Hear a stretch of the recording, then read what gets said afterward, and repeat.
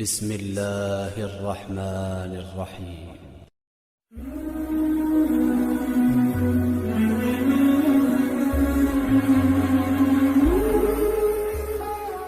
میں تقریر کے لیے دعوت دینے جا رہا ہوں ادارہ ہادہ کے ہونہار طالب علم جناب حافظ محمد داؤد. یہ بازو ہے تلوار سینے ہیں جوانوں کے جہاں دیواریں آگے یہ بازو. السلام علیکم ورحمۃ اللہ وبرکاتہ.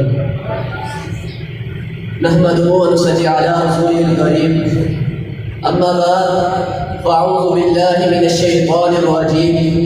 بسم الله الرحمن الرحيم. انما المؤمنون اخوة. صدق اللہ العظیم. میرے معزز ساتھ اکرام اور میرے ہم مقدر ساتھیوں اور مہمانان گرامی، اللہ رب العزت نے ہمارے درمیان رشتہ اخوت کو پیدا کیا ہے. اللہ رب العزت نے اپنے قرآن مجید میں ارشاد فرمایا انما المؤمنون اخوة کہ مومن آپس میں بھائی بھائی ہیں.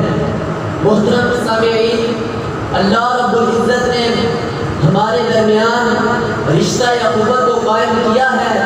تو جس طرح ہمارے رشتے کے کچھ تقاضے ہوتے ہیں اسی طرح اس رشتے کے کچھ تقاضے ہیں. آج میں آپ کے سامنے یہی تقاضے رکھنا چاہتا ہوں. دعا ہے کہ اللہ رب العزت مجھے صحیح بیان کرنے کی توفیق عطا فرمائے. اس رشتے اخوت کا پہلا تقاضا اپنے مسلمان بھائیوں کو معاف کرنا. جب آپ کے بھائیوں سے کوئی بھی ایسا کام ہو جائے جس کی وجہ سے آپ کو کوئی تکلیف یا پریشانی پہنچی ہو تو آپ اپنے بھائی کو ڈانٹے بغیر یا برا بھلا کہنے کی بجائے آپ اپنے بھائی کو معاف کر دیں. جب آپ ایسا کام کریں گے تو یقیناً اللہ رب العزت بھی آپ کو معاف کر دے گا. دیکھو نا، حضرت یوسف علیہ السلام پر جب ان کے بھائیوں نے ظلم کیا تھا تو حضرت یوسف علیہ السلام کے پاس جب بدلہ لینے کا اختیار آیا تو انہوں نے لا تثریب علیکم اليوم کہہ کر ان کو معاف کر دیا. اس رشتہ اخوت کا دوسرا تقاضا جو آپ اپنے لیے ساتھ کرتے ہیں وہی اپنے بھائی کے لیے ساتھ کرنا. اور رسول اللہ صلی اللہ علیہ وسلم لا یؤمن احدکم حتی یحب لأخیہ ما یحب لنفسہ.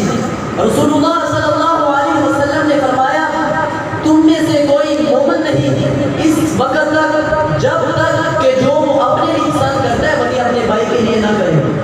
اس رشتے اخوت کا تیسرا اور آخری تقاضا اپنے مسلمان بھائی سے ناراض نہ رہنا.